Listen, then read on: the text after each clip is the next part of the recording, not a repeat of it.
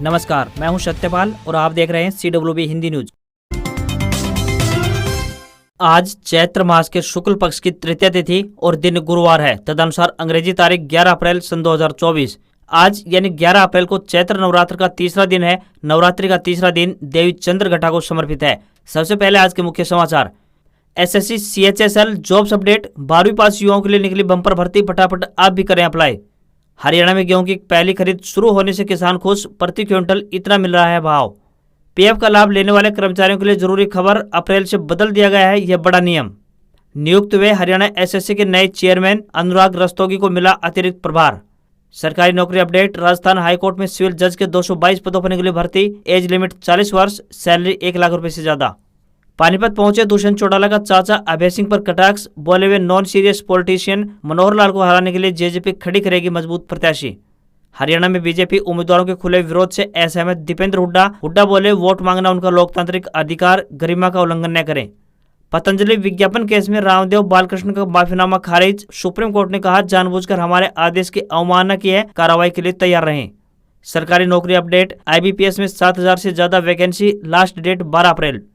और गुजरात टाइटंस ने IPL 2024 में तीसरी जीत हासिल की। जयपुर के सवाई मानसिंह स्टेडियम में सीजन के 24वें मुकाबले में राजस्थान रॉयल्स को 3 विकेट से हराया। और अब खबरें विस्तार से।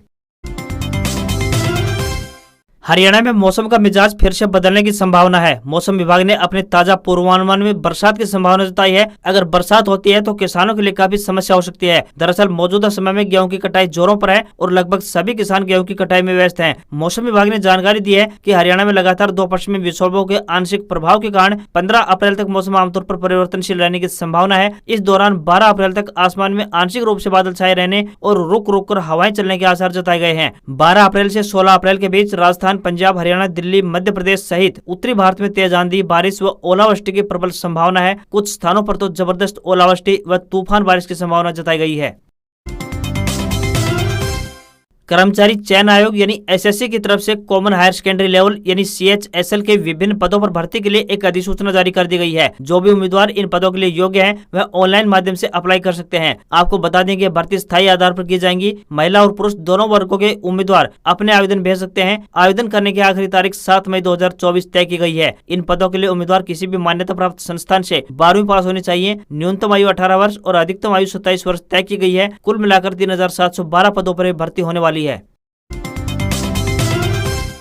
हरियाणा के जिला हिसार स्थित चौधरी चरण सिंह कृषि विश्वविद्यालय द्वारा विकसित किस्मों की मांग व अन्य राज्यों में भी लगातार बढ़ रही है। इसी क्रम में चारा अनुभाग ने जई की एक नई उन्नत किस्म HFO 906 विकसित की है। विशेषज्ञों की माने तो जई की इस किस्म से देश के उत्तर पश्चिमी राज्यों के किसानों और पशुपालकों को काफी फायदा पहुंचेगा। जई की नई किस्म HFO 906 किस्म के हरे चारे की औसत उपज 655.1 क्विंटल और सूखे चारे की औसत उपज 124.4 क्विंटल प्रति हेक्टेयर है। इस किस्म के चारे में प्रोटीन की मात्रा 10% बताई गई है, जिससे कि इसके चारे की गुणवत्ता पशुओं के लिए अधिक लाभदायक होती है। HFO 906 जई की काटने वाली किस्म है। इस नई किस्म में प्रोटीन की मात्रा और पाचन क्षमता अधिक होने के कारण यह पशुओं के लिए बहुत अच्छी मानी गई है। पशुपालकों को काफी फायदा होगा और पशुओं की दूध देने की क्षमता भी बढ़ेगी। हरियाणा में किसानों के लिए अच्छी खबर सामने आई है। करनाल के अनाज मंडी में गेहूं सीजन की पहली खरीद शुरू हो चुकी है। फसल लेकर मंडी में पहुंचे किसानों को गेहूं का न्यूनतम समर्थन मूल्य यानी यूं कहें कि MSP 2275 रुपए प्रति क्विंटल प्राप्त हुआ है। मंडी में पहुंचे किसानों ने कहा कि गेहूं का उठान भी जल्द होना चाहिए ताकि खरीद प्रक्रिया सुचारू रूप से जारी रह सके। वहीं मंडी प्रशासन ने कहा है कि फसल लेकर मंडियों में आने वाले किसानों को किसी भी तरह की कोई परेशानी नहीं होने दी जाएगी। इसके साथ ही किसानों से आग्रह किया गया है कि वे अपनी फसल को अच्छी तरह से सुखाकर व साफ करके ही मंडी में पहुंचे। सरकार ने 2275 रुपए प्रति क्विंटल MSP निर्धारित किया है। जिन किसानों ने मेरी फसल मेरा ब्यौरा पोर्टल पर रजिस्ट्रेशन करवाया है, सिर्फ उन्हीं किसानों की गेहूं को MSP के भाव पर खरीदा जाएगा। हरियाणा कर्मचारी चयन आयोग यानी HSSC के अध्यक्ष भोपाल सिंह खत्री ने बीते महीने अपने पद से इस्तीफा दे दिया था। इसके बाद से ही अध्यक्ष का पद खाली पड़ा था। फिलहाल हरियाणा सरकार द्वारा HSSC के अध्यक्ष की नियुक्ति की गई है। आयोग के अध्यक्ष का कार्यभार अब अनुराग रस्तोगी को दिया गया है। वर्तमान में अनुराग रस्तोगी वित्त विभाग के ACS हैं। जैसा कि आप सभी जानते हैं, हरियाणा में सरकार बदलने के बाद भोपाल सिंह खत्री ने इस्तीफा दे दिया था। इसके बाद से यह पद रिक्त था। अब न्याय विषयक श्रेणी के नेतृत्व वाली सरकार ने अनुराग रस्तोगी को हरियाणा कर्मचारी चयन आयोग यानी HSSC के अध्यक्ष की जिम्मेदारी सौंप दी है। नए अध्यक्ष के आने के बाद हो सकता है कि भर्तियों में तेजी देखने को मिले। जैसा कि आप सभी जानते हैं, भर्तियां कई दिनों से कोर्ट में अटकी पड़ी हैं। TGT की भर्ती भी बीच अधर में लटक गई है। ऐसे में हो सकता है कि नए अध्यक्ष के आने से स्थिति में परिवर्तन हो। हरियाणा के कैथल में पूर्व डिप्टी सीएम और जसपा के दुष्यंत चौटाला ने कई नेताओं की पार्टी छोड़ने के मुद्दे पर कहा कि इस पर दुख होता है, लेकिन उनकी पार्टी का राजनीतिक पहिया घूमता रहेगा। उन्होंने कहा कि उनके परदादा और पूर्व उप प्रधानमंत्री चौधरी देवलाल ने उन्हें संघर्ष करना सिखाया है। उन्होंने पार्टी छोड़ने वाले नेताओं को शुभकामनाएं भी दी। गौरतलब है कि प्रदेश में 4.5 साल तक सत्ता की भागीदार रही जननायक जनता पार्टी यानी जेजेपी को इस समय कई नेताओं ने अलविदा कह दिया है। दुष्यंत चौटाला ने कहा कि यह चुनावी सीजन है, ऐसे में कोई पुराना कार्यकर्ता पार्टी छोड़ता है तो नए कार्यकर्ता जुड़ते भी हैं। यह तो राजनीति का पहिया है। उनकी पार्टी विचलित नहीं है, बल्कि मजबूती के साथ चुनाव मैदान में लड़ने को तैयार है। चौधरी बीरेंद्र सिंह का उचाना, जींद, कैथल समेत बांगर बेल्ट में खासा प्रभाव है। वे बांगर क्षेत्र की राजनीति करते रहे हैं और हल्के में सीएम पद लाने को लेकर संघर्ष भी करते रहे हैं। हालांकि कई बार मौका मिलते मिलते रह गया, इसलिए उनको राजनीति में ट्रेजेडी किंग के नाम से भी जाना जाता है। बीरेंद्र सिंह की घर वापसी से कांग्रेसी उत्साहित है, तो वहीं हालांकि लोकसभा चुनाव के परिणाम ही तय कर पाएंगे कि बीरेंद्र सिंह के आने से कांग्रेस को फायदा हुआ है या फिर नहीं। दिल्ली स्थित कांग्रेस मुख्यालय में चौधरी बीरेंद्र सिंह ने कहा कि उनकी विचारधारा की वापसी है। भाजपा के 400 पार के नारे पर कटाक्ष करते हुए कहा कि ये अजूबा हो सकता है, वरना संभव नहीं है। वर्तमान हालात में भाजपा 200 पार कर ले तो बड़ी बात होगी। हरियाणा कांग्रेस की गुटबाजी से जुड़े सवालों पर भी बीरेंद्र सिंह ने बेबाकी से अपनी राय रखी। उन्होंने कहा कि हरियाणा में नई लीडरशिप को मौका मिलना चाहिए। हरियाणा के अहिरवाल बेल्ट में मजबूत पकड़ रखने वाले 5 बार के सांसद राव इंद्रजीत सिंह इस बार खुद के बलबूते ही नहीं बल्कि प्रधानमंत्री नरेंद्र मोदी के नाम पर चुनावी मैदान में है। इसका जिक्र उन्होंने खुद रेवाड़ी में प्रेस वार्ता के दौरान किया। साथ ही बागियों को संदेश भी दिया कि उनके कार्यक्रमों में आने या फिर न आने से उन्हें कोई फर्क नहीं पड़ता। दरअसल गुरुग्राम से लेकर नांगल चौधरी तक रामपुरा हाउस की पकड़ दशकों से रही है। रामपुरा हाउस की राजनीतिक विरासत संभालने राव इंद्रजीत सिंह कांग्रेस में रहे या फिर बीजेपी में, उनको अपने बलबूते समर्थकों को टिकट की गारंटी और जीत भी दिलाने का काम किया है। बीजेपी ने राव इंद्रजीत सिंह को तीसरी बार गुरुग्राम लोकसभा सीट से टिकट दिया है। राव इंद्रजीत सिंह ने अपने चुनावी प्रचार शुरू कर दिया है। गुरुग्राम और नूह के बाद रविवार को वे रेवाड़ी में बीजेपी कार्यकर्ताओं की मीटिंग लेने पहुंचे। यहाँ पार्टी में ही उनके विरोधी पूर्व विधायक रणधीर सिंह कापड़ीवास, पर्यटन निगम के चेयरमैन डॉक्टर अरविंद यादव और पूर्व जिला प्रमुख सतीश यादव सहित के नेताओं ने कार्यक्रम से दूरी बना ली। बता दें कि करीब 36 साल कांग्रेस में रहने के बाद साल 2014 के लोकसभा चुनाव से पहले राव इंद्रजीत सिंह ने भाजपा ज्वाइन की थी। हरियाणा के सिरसा जिले के गांव पीपली में किसान एकता के सदस्यों ने जेजेपी नेता दिग्विजय सिंह चौटाला के खिलाफ प्रदर्शन किया और नारेबाजी की। किसानों की दिग्विजय सिंह चौटाला से तीखी नोकझोंक भी हुई। दिग्विजय सिंह चौटाला की लाख कोशिशों के बाद भी किसान नेताओं ने उन्हें गांव में न आने के लिए कहा। किसानों के भारी विरोध को देखते हुए जेजेपी नेता गाँव छोड़कर चले गए। किसानों के सवाल का जवाब देते हुए जेजेपी नेता ने कहा कि हम बीजेपी में शामिल नहीं हुए, हम सिर्फ जनता के काम करवाने के लिए बीजेपी के साथ थे, जिस पर किसानों और जेजेपी नेता के बीच तीखी नोकझोंक भी हुई। यहाँ किसानों ने जेजेपी नेता से तीखे सवाल पूछे और गाँव में न घुसने को कहा। किसान नेताओं ने कहा कि बीजेपी से नाखुश थे और उन्होंने इसलिए जेजेपी को वोट दिया था, लेकिन बीजेपी ने उन्हें अपने हक के लिए दिल्ली जाने से रोक दिया, जिसके कारण कई किसानों को अपनी जान गंवानी पड़ी। वहीं किसानों का गुस्सा बढ़ता देख जेजेपी नेता वहां से चले गए।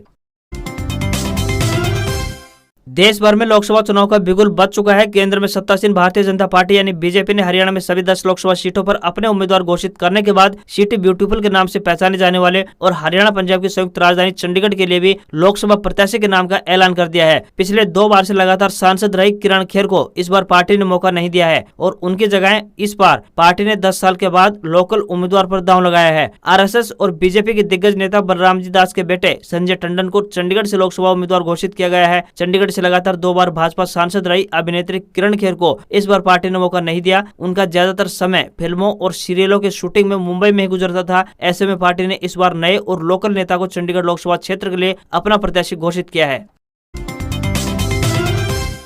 अप्रैल महीने से पीएफ का नया नियम लागू हो चुका है। अगर आप भी नौकरी बदलने का मन बना रहे हैं या फिर चेंज कर चुके हैं तो आपको निश्चित रूप से इस नए नियम के बारे में जानकारी होनी चाहिए। अभी तक अगर आप नौकरी परिवर्तन करते थे तो पीएफ का पैसा ट्रांसफर करने के लिए आपको एक फॉर्म भरकर जमा करवाना होता था, परंतु अब से आपको ऐसा करने की बिल्कुल भी आवश्यकता नहीं है। जैसे ही आप नौकरी परिवर्तन करेंगे तो अपने आप ही पीएफ ट्रांसफर हो जाएगा। नए नियमों के तहत बात करें तो नौकरी बदलने पर पीएफ का पैसा ट्रांसफर करने की आवश्यकता नहीं होगी और न ही इसके लिए आपको कोई स्पेशल फॉर्म भरना होगा। फाइनेंशियल ईयर 2024-25 में नौकरी बदलने पर पीएफ का पैसा अपने आप ही ट्रांसफर हो जाएगा। वहीं ईपीएफओ के दायरे में आने वाले संगठनों में काम कर रहे कर्मचारियों को ईपीएफ एक बचत योजना के रूप में काम करता है। इसके लिए कर्मचारी और नियोक्ता दोनों को ही योजना में योगदान करना जरूरी होता है। पानीपत में हरियाणा के पूर्व विधायक स्पीकर सतवीर कादयान के पुण्यतिथि के मौके पर मूर्ति अनावरण करने पूर्व उप मुख्यमंत्री दुष्यंत चौटाला पहुंचे। दुष्यंत चौटाला ने मूर्ति का अनावरण करने के बाद फूलमालाएं और पुष्प अर्पित कर हाथ जोड़कर सतवीर कादयान को नमन किया। उन्होंने सतवीर कादयान के योगदान और उनके विजन को आगे बढ़ाने की अपील की। यहाँ दुष्यंत चौटाला ने प्रदेश में चल रही मौजूदा राजनीतिक हलचलों पर भी अपनी बात खुलकर रखी। उन्होंने दावा किया कि वे लोकसभा चुनाव में 10 की 10 सीटों पर चुनाव लड़ेंगे और खास तौर पर करनाल लोकसभा सीट पर जोर देते हुए कहा कि करनाल से भी चुनाव लड़ेंगे। हम करनाल से मनोहर लाल को हराने वाले प्रत्याशी को मैदान में उतारने का काम करेंगे। पिछली बार रोहतक लोकसभा सीट पर हमारे 22,000 वोट आए थे और इस बार 6 गुना ज्यादा वोट आएंगे। जेजेपी और इनेलो के साथ परिवार एक होने के सवाल पर दुष्यंत चौटाला बोले कि इनेलो से बाहर निकालने के बाद राजनीतिक रास्ते अलग हुए थे और अभय सिंह चौटाला की सोच और समझ तो आप मुझसे बेहतर जानते हैं। उन्होंने मुझे तो गद्दार बोला है, आप ही बताइए मैंने क्या गद्दारी की है? क्या इनेलो का झंडा डंडा लेकर पार्टी तोड़कर भाग गए? हमने तो झंडा भी छोड़ा और डंडा भी छोड़ा। दुष्यंत चौटाला ने एक बार फिर चाचा अभय सिंह चौटाला को नॉन सीरियस पॉलिटिशियन बताया। भारत की सबसे बड़ी car manufacturer company Maruti Suzuki ने अपने पॉपुलर मॉडल स्विफ्ट और ग्रैंड विटारा के सिलेक्टेड वेरिएंट के दाम बढ़ा दिए हैं। स्विफ्ट की कीमतों में 25,000 रुपए तक की बढ़ोतरी की गई है, जबकि ग्रैंड विटारा सिग्मा वेरिएंट 19,000 रुपए महंगी मिलेगी। इससे पहले कंपनी ने जनवरी 2024 में 0.45% अपने सभी मॉडल्स की कीमतों में इजाफा किया था। कंपनी ने इसका कारण महंगाई के दबाव और बढ़ी हुई इनपुट कॉस्ट को बताया था। इंडस्ट्री एक्सपर्ट का मानना है कि कीमतों में बढ़ोतरी के कई कारण हो सकते हैं। इसमें कच्चे माल की बढ़ती लागत, ग्लोबल सप्लाई चेन में व्यवधान और ओवरऑल इकोनॉमिक स्लोडाउन शामिल है। इंडियन ऑटोमोबाइल इंडस्ट्री पिछले कुछ समय से इन मुद्दों से जूझ रही है। राजस्थान हाई कोर्ट की ओर से सिविल जज के 222 पदों को भरने के लिए एक नोटिफिकेशन जारी किया गया है। नोटिफिकेशन के मुताबिक इस भर्ती के लिए आवेदन प्रक्रिया 9 अप्रैल से शुरू हो गई है। उम्मीदवार ऑफिशियल वेबसाइट hcraj.nic.in पर जाकर एप्लीकेशन फॉर्म भर सकते हैं। एजुकेशनल क्वालिफिकेशन की बात करें तो किसी भी विश्वविद्यालय से लॉ में ग्रेजुएशन की डिग्री होनी चाहिए। आयु सीमा की बात करें तो न्यूनतम आयु 21 वर्ष और अधिकतम आयु 40 वर्ष तय की गई है। सैलरी की बात करें तो 77,840 रुपए से लेकर 1,36,520 रुपए प्रति माह मिलेगी। सिलेक्शन प्रोसेस एग्जाम बेसिस पर होगा। भारतीय शेयर बाजार में निफ्टी ने अपना नया ऑल टाइम हाई बनाया है। कारोबार के दौरान इसने 22,775 का लेवल छुआ। हालांकि इसके बाद निफ्टी थोड़ा नीचे आया और ये 111 अंक की बढ़त के साथ 22,753 के स्तर पर बंद हुआ। सेंसेक्स में 354 अंक की तेजी रही और ये 75,038 के स्तर पर बंद हुआ। ये इसका ऑल टाइम क्लोजिंग हाई है। सेंसेक्स के 30 शेयरों में से 21 में तेजी तो वहीं 9 में गिरावट देखने को मिली है। वहीं 10 ग्राम सोने का भाव 9 रुपए की गिरावट के साथ 71,823 रुपए पर आ गया है। एक्सपर्ट के अनुसार माने तो आने वाले दिनों में इनके दामों में और तेजी देखने को मिल सकती है। आज खबरों में बस इतना ही। देखते रहिए आपका अपना हरियाणा का सबसे बेहतरीन news channel CWB Hindi news. नमस्कार। इसी आशा के साथ आपका दिन शुभ रहे।